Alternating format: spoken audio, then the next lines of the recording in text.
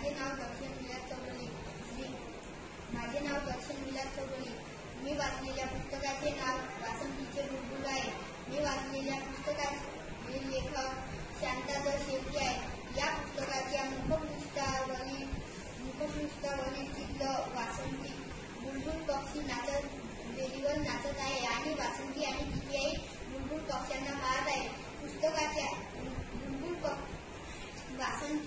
वासंती दररोज घरी अभ्यास करायची. तिच्या घरी तीन खोल्यांचं घर होतं. एक स्वयंपाकघर, एक झोपण्याची खोली आणि एक उठण्या बसण्याची खोली. वासंतीची आई दररोज देवाला त्या वेलीचे फुलं देवाला वाहायचे. कधी कधी वासंती त्या फुलांचा गजला करून त्या फुलांचा गजला करून केसात लावायची. या चिमणीपेक्षा बुलबुल पक्षी खूप मोठा आहे. काळपट लंग, निमुकली चोच आणि काळपट लंग.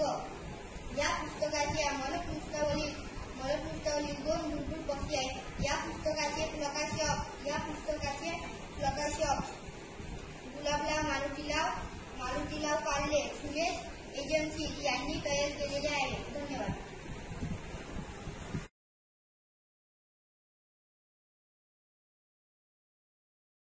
सर्वांना माझा नमस्कार. माझे नाव अनुश्री दिनेशराव कांबळे.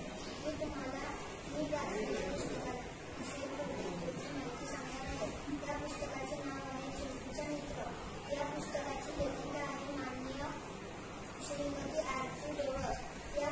या पुस्तकाच्या मुखपृष्ठावर चिंटूचे मित्र झाडं लावताना व त्यांचे शिक्षक मदत करताना दिसत आहे. या पुस्तकाच्या मलपृष्ठावर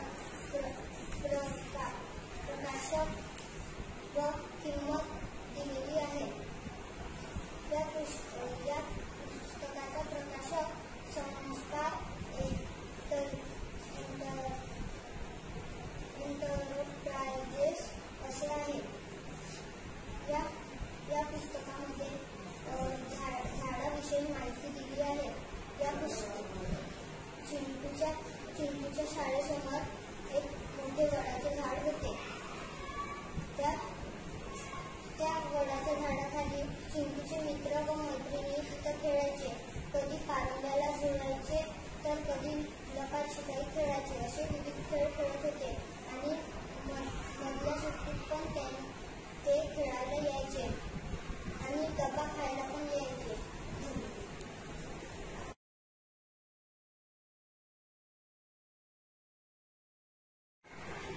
सर्वांना माझा नमस्कार. माझे नाव आराध्य रवींद्र कांबळे. मी हे पुस्तक वाचले आहे. मी या पुस्तकाचा तुम्हाला परिचय करून देते. या पुस्तकाच्या मुखपृष्ठावरील कोळी, त्याची पत्नी आणि माता या 3 जणांचे चित्र दिलेले आहे. या पुस्तकाचे नाव कोळी आणि त्याची पत्नी असे आहे. या पुस्तकाच्या मलपृष्ठावरील पुस्तकाची किंमत, पुस्तकाचे नाव आणि प्रकाशन, कार्यालय कुठे, त्यांचा पत्ता, सगळ्यांची नावे दिलेली आहेत. या पुस्तकामध्ये काही कोळी, त्याची पत्नी आणि मासा या 3-4 जणांचे आकर्षक चित्र दिलेले आहे. मी तुम्हाला या पुस्तकाचे थोडक्यात थोडीशी माहिती देते. एका समुद्रकिनारी एक कोळी राहायचा. तो मासेमारी करून त्याचं पोट भरायचा.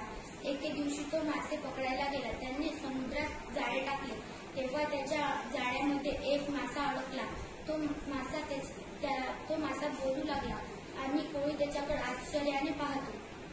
मासा दुःखाने म्हणाला, मी एक शापित राजपुत्र आहे, तू मला सोडून दे, असा म्हणाला. मग कोळ्याने त्याला सोडून दिले आणि तो त्याच्या घरी परतला. घरी परतल्यावर तो घरात जाताच त्याच्या पत्नीने विचारले, आज काही मासे आणले नाही का? मग तो त्याच्या पत्नीला म्हणाला, नाही, आज काहीच मासे भेटले नाही आणि जाळ्यात एक मासा अडकला होता, असे त्यांनी त्याची दिवसभराची पूर्ण हकीकत सांगितली. मग त्याची पत्नी म्हणाली, मी तुम्हाला काही विचार का? तो म्हणाला, विचार.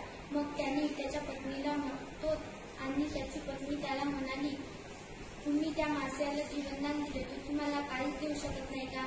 मग त्याची पत्नी त्याला म्हणाली, तुम्ही जा आणि त्याला एक बंगला मागा. मग तोही त्याच्याकडे गेला आणि त्याला बंगला मागितला. त्या माश्याने बंगला दिला. मग मासा म्हणाला, घरी जा, तुझी इच्छा पूर्ण झाली. घरी येऊन पाहतो तर काय, त्याच्या एका झोपडीच्या जागी एक बंगला होता. मग तिची दिवसांदिवस त्याची पत्नी लोभी होऊ लागली. त्याची पत्नी म्हणाली, तिला वाटलं की तिच्या पतीने राजा बनावं. तिने त्याच्या पतीला सांगितले, तुम्ही राजा बनावं अशी त्याला मागणी करा आणि त्या माणसाला म्हणा की मला राजा बनव. त्या कोळ्याने नकार दिला. मग त्याची पत्नी म्हणाली, मला देव व्हावेसे वाटते. तर त्यांनी तो तिकडे माश्याकडे गेला आणि त्याला म्हणाला, माझ्या पत्नीला देव व्हावेसे वाटते. मग तो मासा म्हणाला, जा घरी, तुझी इच्छा पूर्ण झाली आहे. मग तो घरी येऊन पाहतो तर काय, त्याच्या बंगल्याच्या ठिकाणी एक त्याची जुनी झोपडी होती आणि पत्नीची दगडी मूर्ती झालेली होती. तात्पर्य, अति लोभीपणामुळे सर्वनाश होतो. मी हे पुस्तक वाचले, मला खूप आवडले आणि तुम्ही पण वाचा.